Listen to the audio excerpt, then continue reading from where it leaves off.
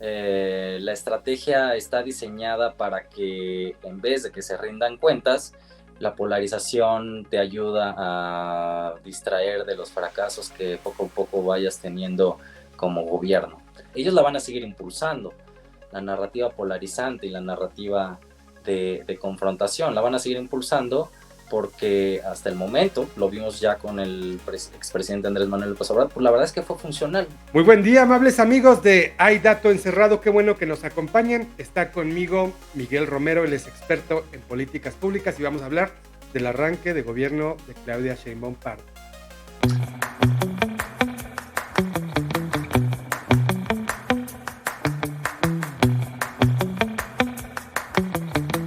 Bienvenido, Miguel, esta es tu casa. ¿Qué tal, Julio? Un gusto estar aquí contigo y con todos tus seguidores. Estoy muy contento de participar en este diálogo de Hay Dato Encerrado. Qué bueno que estás con nosotros. Necesitábamos una voz como la tuya para aquilatar algunos de los temas principales, pero por lo pronto, en este arranque de gobierno me gustaría que me dijeras cuáles son tus consideraciones generales, cómo has visto a la presidenta en estas 3 semanas. Desde mi perspectiva, creo que la alta expectativa que había sobre el arranque de esta nueva administración se ha venido difuminando. Es decir, hay sectores, el académico, el empresarial y de la sociedad civil organizada, que consideraron en un primer momento que este cambio de gobierno, más no necesariamente un cambio de dirección, porque es Claudia Sheinbaum, una líder que sigue el movimiento que emprendió el expresidente Andrés Manuel López Obrador. Sí había esta expectativa de que había una cierta moderación en algunos temas, en algunas políticas públicas, y creo que de arranque llevamos poco más de un mes, si acaso, y creo que las expectativas se han venido difuminando en distintos sectores de la sociedad. Creo que eso es algo relevante dentro de este análisis.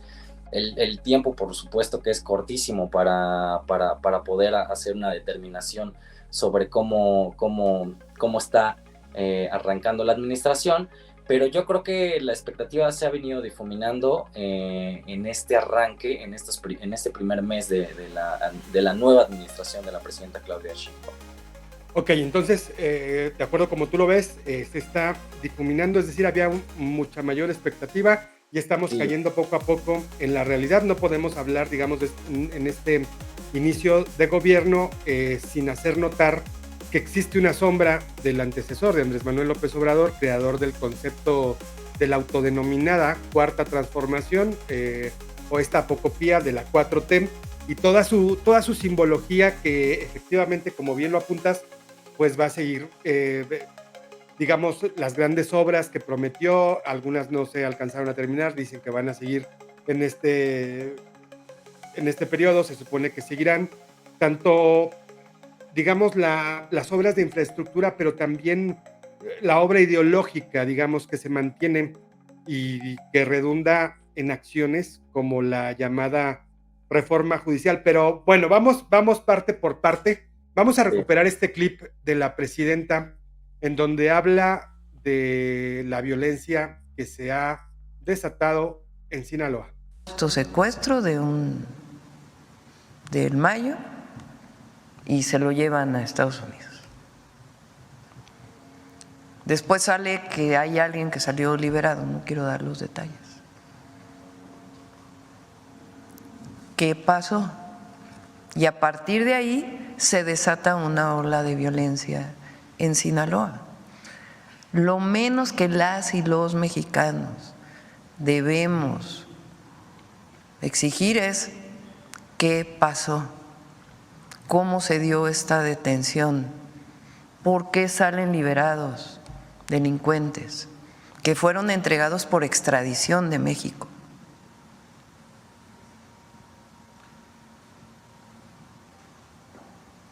Entonces, eso sigue, o sea, que se dé toda la información.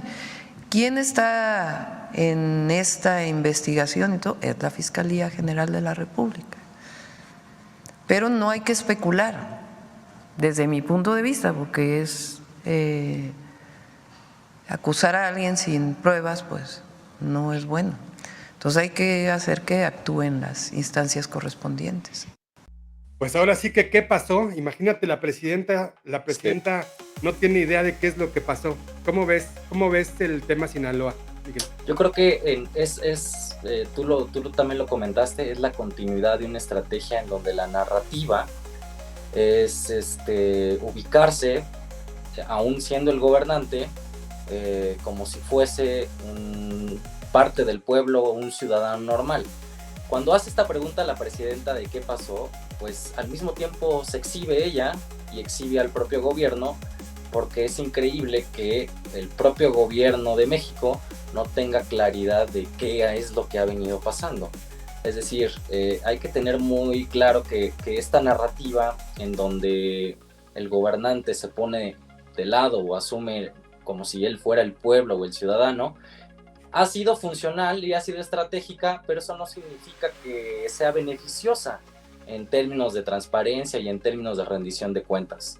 Cuando hablamos de rendición de cuentas, es el gobierno quien tiene que explicar qué es lo que pasó, qué es lo que se ha estado haciendo, y no es el gobierno el que se tiene que preguntar como si fuera un ciudadano común qué es lo que está pasando, ¿no?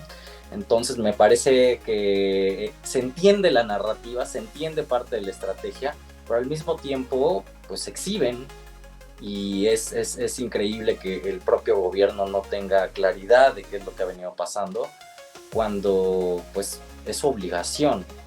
Para eso está la formación del Estado mexicano, en donde pues Claudia Sheinbaum es la líder de una administración y en donde Claudia Sheinbaum es presidenta de todos los mexicanos, ya no es solo una líder de un movimiento, de un partido político, sino tiene que asumirse como una líder de todos los mexicanos, y en ese sentido se le tiene que exigir cuentas al gobierno, porque esta narrativa, a pesar de que ha sido efectiva entre la población, pues no es nada funcional en términos de crear ciudadanía y en términos de transparencia y rendición de cuentas, estimado Julio. Oye, es interesante lo que nos mencionas porque aparentemente cuando la presidenta dice yo soy parte del pueblo y toma esta narrativa, pues pareciera que hubo una violación por parte de los Estados Unidos a la soberanía nacional, cuando Sí, cuando en realidad México no tiene ninguna documentación. Se metieron hasta la cocina y no sabemos quién fue o por qué fue exacto. o qué pasó. Totalmente de acuerdo. Cuando ella hace esta pregunta y cuando ella muestra cierta indignación justo por las acciones que pudo haber orquestado, ¿no?, Estados Unidos, pues bueno, habla no solo de que no hay un sistema de inteligencia lo suficientemente robusto por parte del Estado mexicano, que le están metiendo entonces goles todo el tiempo, pues eso es lo que nos deja entrever. Y aparte también nos habla de que no hay una comunicación estrecha para el combate a la delincuencia de manera bilateral. Es decir, esto es preocupante en el sentido de que Estados Unidos está, sí, por así decirlo, yéndose un poco por la libre, pero también lo está haciendo, también puede ser parte ya del análisis, esta es una especulación, pues lo está haciendo también en un sentido pragmático, en donde no ve cooperación por parte de su vecino, el Estado mexicano, para combatir la delincuencia en la región, ¿no?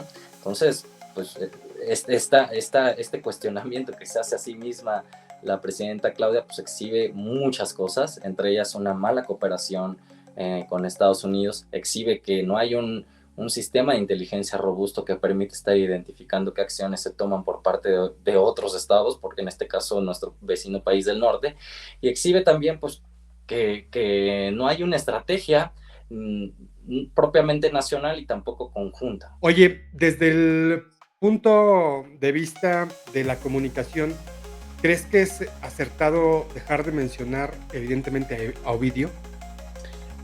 Me parece que sí, creo que ha sido suficientemente exitosa la narrativa para que cuando no se menciona todo el mundo sabe de qué estamos hablando. Entonces yo creo que si nos ponemos de ese lado, del lado de cuál es la estrategia gubernamental, me parece que sí es medianamente efectivo que lo hagan de esta manera, porque con toda la politización se sobreentiende perfectamente quiénes son quienes están justo en quiénes son los actores y los protagonistas de este encontronazo entre el gobierno de México y el gobierno de Estados Unidos. Muy bien, vamos a ver otro clip de la presidenta Claudia Sheinbaum en donde habla del tema de la reforma judicial que ahorita comentaremos. La reforma al Poder Judicial, esencialmente que jueces, ministros, jueces, magistrados, magistradas, ministros y ministras sean electas por voto popular. Durante toda la campaña, quienes me acompañaron, que algunos están aquí, saben que yo en plaza pública explicaba siempre lo que llamábamos el Plan C. Y ahí explicaba lo que significaba particularmente la reforma al Poder Judicial. Y explicaba que para poder transformar al Poder Judicial, que por qué se requiere transformar, pues también aquí el presidente López Obrador dio varias veces decisiones del Poder Judicial que tenían que ver incluso con liberaciones de delincuentes, de la delincuencia organizada. No solamente asuntos mercantiles, sino también liberación de delincuentes, sabadazos, etcétera, etcétera, etcétera. Entonces, en campaña ponía yo a votación en la plaza pública. ¿Quién cree que deba seguirse eligiendo a ministros de la Suprema Corte? ¿Por los senadores? ¿O quién cree que debe elegirse por el pueblo de México? Es decir, hicimos campaña planteando la reforma al Poder Judicial y las otras reformas. ¿Cómo ves este tema? Insiste en su narrativa de ser parte del pueblo y de criticar el nepotismo y de criticar la corrupción en el Poder Judicial. Y bueno, digamos que habla como si acabara de llegar el régimen que ya pasó efectivamente por un proceso de un sexenio. Aquí, ¿qué opinión te merece? Yo creo que aquí es igual la continuidad de lo que hizo y de lo que instaló el expresidente Andrés Manuel López Obrador, y me parece importante lo que dice la ahora presidenta. Es decir, no engaña cuando dice que hizo campaña en donde dijo que iban por los jueces, que iban por una transformación del Poder Judicial. Eso es cierto. Lo que tenemos que a lo mejor verlo desde la perspectiva es que el Poder Judicial sí se toca, sí se puede reformar, sí tiene que tener estos ajustes y estas mejoras, pero no tenemos que perder de vista que la intención final y primordial que intentó en su momento el expresidente Andrés Manuel y ahora la presidenta Claudia Sheinbaum, pues es simplemente cooptar al Poder Judicial, cooptar y romper con eso el equilibrio de poderes. Eso aquí y en cualquier parte del mundo pues, significaría que se está en detrimento de la democracia, que no estaremos entonces bajo un régimen democrático. Eso es lo que ya no termina por decir la presidenta Claudia Sheinbaum, es decir, quieren cooptar al Poder Judicial porque en su momento el expresidente Andrés Manuel se enojó mucho porque el Poder Judicial fue un contrapeso, pero ese contrapeso y el diseño del orden constitucional del Estado mexicano está diseñado así, es decir, todos los poderes se controlan entre sí. El presidente de México en ningún momento de la historia moderna de México ha tenido o debería de tener un poder absoluto. Siempre están otros poderes, el legislativo controla al judicial, el judicial controla al ejecutivo. Este equilibrio entre los poderes es natural y es lo que nos hace vivir en una democracia. En este caso, lo que es la reforma en sí, como está planteada en este momento, pues se reduce a simplemente cooptar a ese contrapeso.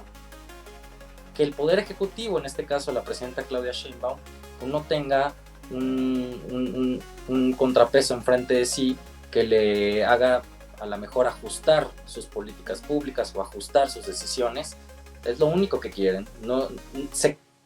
Es decir, el enfoque de Claudia Sheinbaum está muy dirigido hacia la corrupción, hacia el nepotismo, pero bueno, sería prudente, sería lo ideal que también se enfocaran hacia sus propias filas, hacia el propio poder ejecutivo, hacia el propio poder legislativo. Es decir, no hay una diferencia entre los poderes, específicamente en términos de corrupción y nepotismo.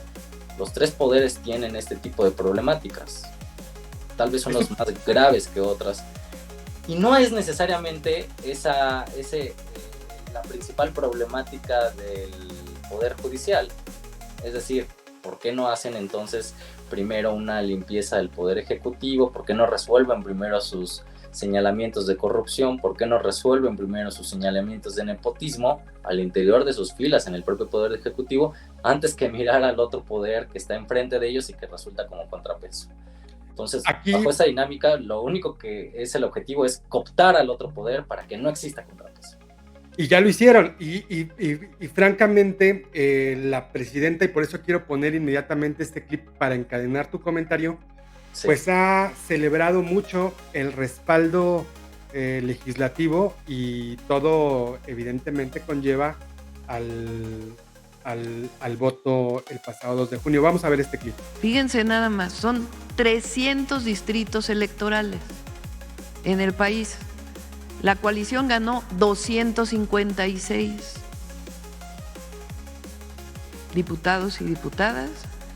Y en votación directa ganaron solo 42 distritos.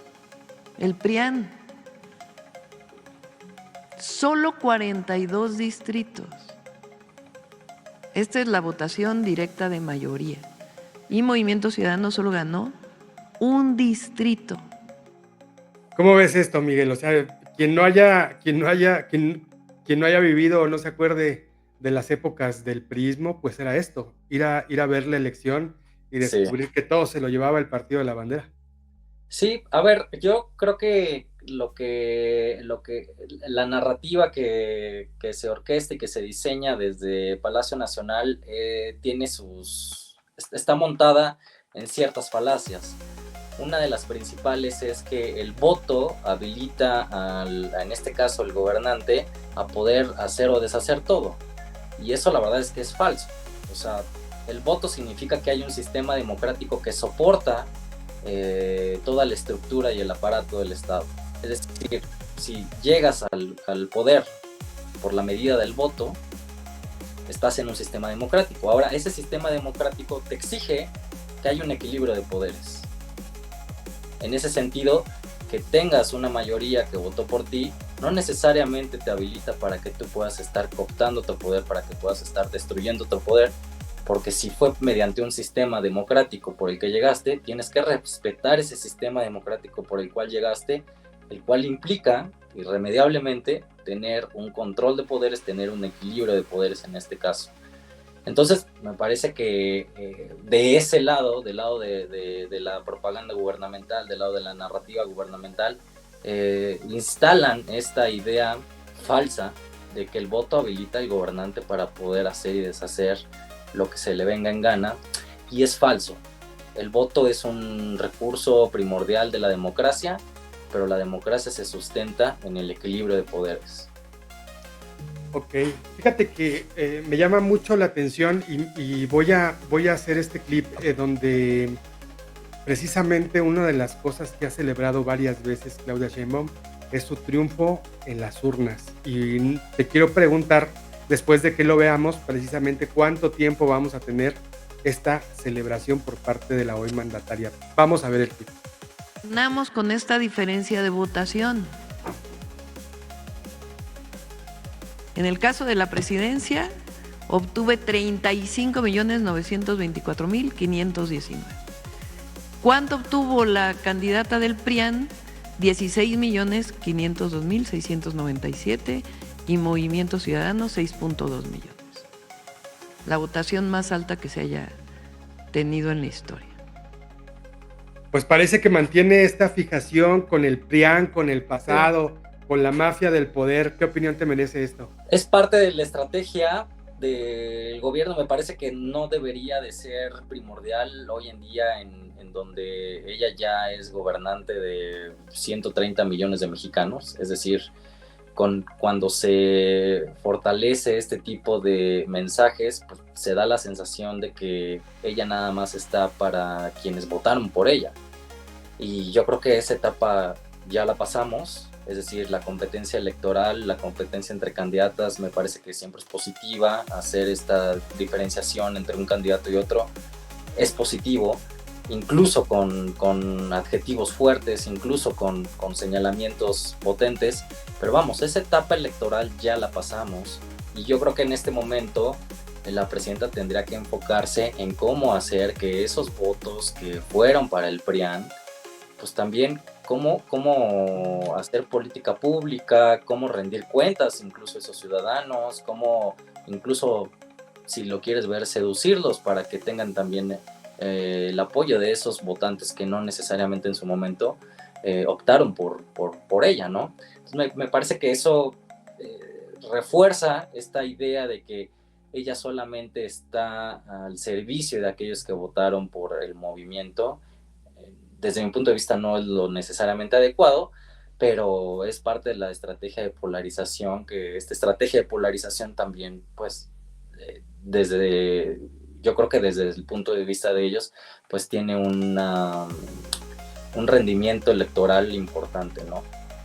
Una de las cosas que se dijo durante casi todo el sexenio, si no es que todo el sexenio de Andrés Manuel López Obrador, era que siempre estuvo en campaña, se aventó... Sí. 6 años. No, hizo 3 campañas. Bueno, en realidad, sí, tienes razón. Y que toda su administración mantuvo esta tónica, digamos.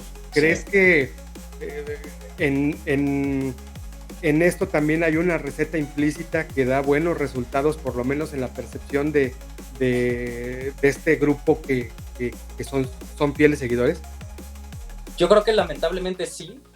Es decir, es muy lamentable, pero yo creo que lo tienen bien medido.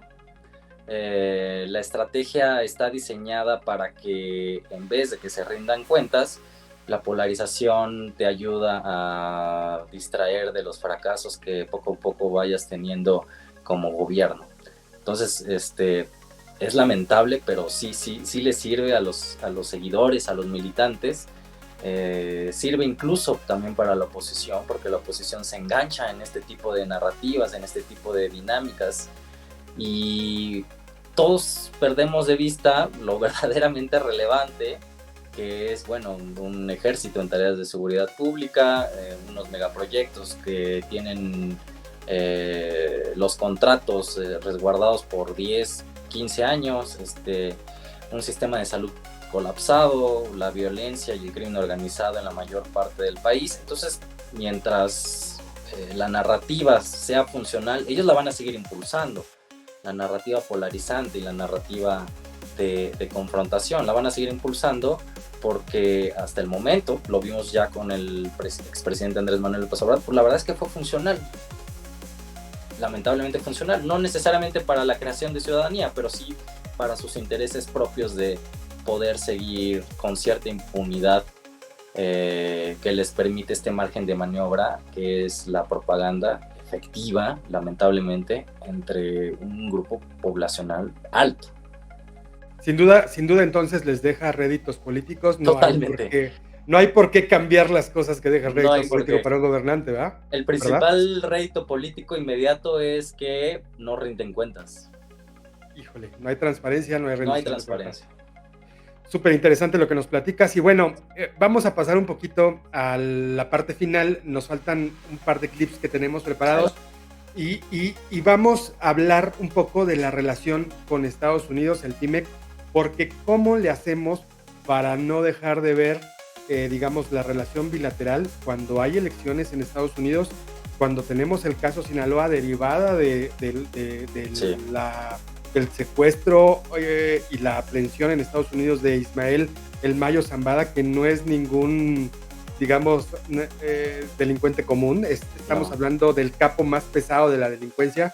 Sí. Y la reforma judicial también entendida en el contexto de que Estados Unidos está en claro desacuerdo. Pero vamos a ver este clip acerca de lo que ha dicho, sobre todo relacionado con el Tratado de Libre Comercio. El presidente Trump o la vicepresidenta Kamala nosotros nos vamos a poner de acuerdo. Nuestras economías tienen mucha integración, Canadá, Estados Unidos, México. Y yo lo dije en el discurso, entre nosotros no competimos, nos complementamos. Está claro que no competimos con Estados Unidos y Canadá, no tendría ni que decirlo, Miguel. Sí, a ver, no dice una mentira la presidenta, es decir, pero sí dice muchas verdades a medias. Cuando refiere que la relación México, Estados Unidos, Canadá es muy fuerte y que tiene infinidad de canales y cadenas de producción, y es cierto. Es decir, pareciera que es tan sólida en términos económicos, es tan sólida que mucho de lo que ha sido esta confrontación mediática no la ha terminado de afectar en términos tan duros económicamente. Es decir, me da la sensación que mucha de la estrategia en Estados Unidos es que digan lo que quieran en México, mientras en términos de producción, cadenas de logística, pues todo siga funcionando exactamente como ha venido funcionando en los últimos años.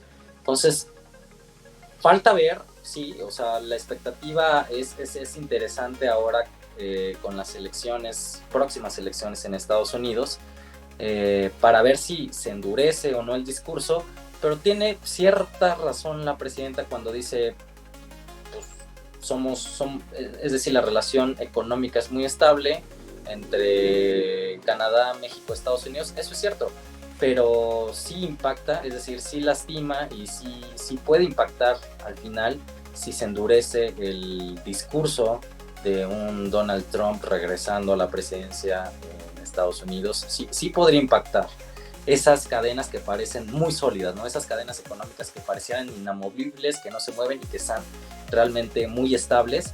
Yo creo que en determinado momento con un endurecimiento discursivo del presidente Trump, sí podrían afectar. Ahora, el otro escenario es que también tenemos que contemplarlo, como buenos líderes populistas, tanto Trump como Claudia Sheinbaum pueden tener un perfecto acuerdo, incluso que mejor con Biden. Es decir, ahorita recientemente estamos viviendo la tensión de Biden, Andrés Manuel, y vivimos Biden, Andrés Manuel, y estamos viviendo el último periodo o los últimos meses de Biden, Claudia Sheinbaum, donde sí ha habido tensiones, particularmente en términos de estrategia en contra del crimen organizado. Pero me parece que Donald Trump a lo mejor puede relajarse al punto en el que diga, no me importa, hagan lo que quieran, y entenderse muy bien como un par de líderes populistas, Claudia Sheinbaum y Donald Trump, y que la verdad es que simplemente haya una esgrima mediática, pero que no termine de impactar mucho los dineros, que es lo que a veces verdaderamente importa en esta relación muy sólida en términos de la relación bilateral, más que con Canadá. Ok, he seguido poco, si soy honesto, la elección en Estados Unidos, solamente digamos lo que compete a nuestro país, pero sobre esto creo que ambos candidatos, tanto Partido Republicano como la del Partido Demócrata Kamala Harris y por republicano Donald Trump, ambos coinciden en que están en desacuerdo pleno con la reforma judicial en México. Sí. Vamos a ver este último clip que tenemos preparado y que fue cuando le preguntaron precisamente su opinión a la presidenta acerca de esto. Representante comercial de Estados Unidos, Katherine Tai, nuevamente vuelve a expresar preocupación por la reforma judicial, habla de la amplia reforma judicial. Bueno, esto lo hace en la antesala a este encuentro que tienen ustedes hoy. Por favor, ¿qué nos podría expresar? ¿Qué le van a expresar ustedes hoy, adelantar hoy a los empresarios, y qué le puede decir al gobierno de Estados Unidos que sigue expresando preocupación por la reforma judicial? Ahora le doy la palabra al secretario de Economía, pero adelanto, lo que hemos estado planteando no tienen por qué preocuparse. El Poder Judicial hoy es un poder que incluso la propia ministra de la Suprema Corte, la ministra presidenta de la Corte, ha dicho públicamente que tiene cerca de o más de 50% de nepotismo. Se han demostrado en distintas ocasiones la corrupción que hay en el Poder Judicial. Lo que estamos es reformando al Poder Judicial para mejorar el Estado de Derecho. Eso es lo que está haciendo México. Ningún empresario estadounidense, ninguna empresa de cualquier otro país, ni mexicanos, tienen por qué temer a la reforma judicial. Al contrario, lo que vamos a hacer es sanear el Poder Judicial. Y no digo nosotros como Ejecutivo, sino el pueblo de México. ¿Cómo ves, Miguel? Dice la doctora que las empresas estadounidenses y canadienses no tienen de qué preocuparse. Me parece que la preocupación es genuina. Lo que se ve desde afuera, o al menos esa es la percepción o el mensaje que lanza México hacia afuera, es que estas inversiones que pudieran llegar o que incluso están, pues tienen que rendirse al contentillo de los nuevos jueces, que los nuevos jueces van a tener dos incentivos: o estar cercanos al poder o estar cercanos a tomar decisiones que los hagan populares, porque finalmente van a ser votados por la gente. Entonces, ¿qué tipo de decisiones van a ser populares cuando se incentiva una narrativa nacionalista, proteccionista? Pues bueno, los inversionistas tienen me parece que todos los argumentos para estar preocupados. El propio embajador de Estados Unidos en México lo ha expresado abiertamente, lo que le valió como represalia, consecuencia, pues que México pusiera en pausa la relación con el embajador, no necesariamente con Estados Unidos, pero sí con el embajador, al verlo como un personaje intrusivo dentro de las políticas que se implementan en México. Entonces me parece que si se lastima el Estado de Derecho, que es lo que se prevé con esta reforma judicial, los inversionistas y hacia afuera tienen todos los argumentos para estar preocupados. Oye, de alguna manera siempre la relación bilateral había sido como muy, muy cuidada, bueno, salvo ciertos episodios.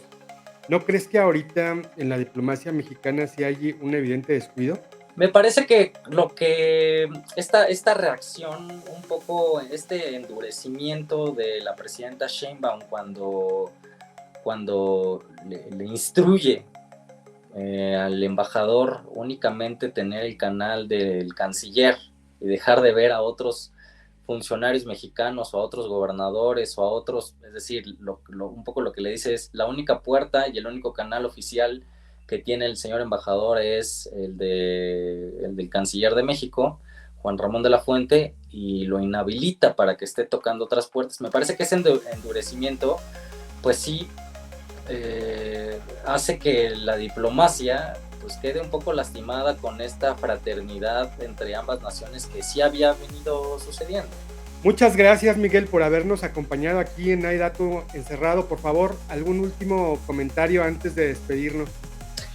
Sí, gracias, Julio, a ti por la invitación. Yo lo único que invitaría a todos tus seguidores es que, más allá de la narrativa, más allá del discurso, más allá de la conferencia matutina que emprende la presidenta Claudia Sheinbaum, también nos enfoquemos en revisar cómo se están ejecutando todas esas políticas públicas, ¿no? Más allá de concentrarnos en la narrativa, es importante ver cuáles son los ejes, cuáles son los resultados, cómo están siendo diseñadas, y para con base en esos datos eventualmente poder hacer una evaluación de lo bueno o lo malo, porque tampoco no hay que decir de antemano que todo puede ser malo, sino hay que esperar a ver cuáles son los resultados. Lamentablemente tenemos indicios negativos, es decir, no podemos ignorar que hay indicios que no necesariamente parecen los mejores, pero sí hay que poner atención más allá de la narrativa en cómo terminan ejecutándose todas y cada una de las políticas públicas. Súper interesante. Oye, ¿dónde te podemos leer? Me pueden leer actualmente en La Política Online, publico todos los martes mi columna y también me pueden seguir en Twitter en @mromero_z. Por ahí estamos en comunicación y fortaleciendo el debate. Oye, pues les agradecemos mucho a nuestros amigos que nos hayan acompañado en esta conversación para la evaluación de el gobierno de Claudia Sheinbaum a 3 semanas de que arrancó. Y les agradecemos mucho, ojalá que se puedan suscribir y quédese, aquí hay dato encerrado.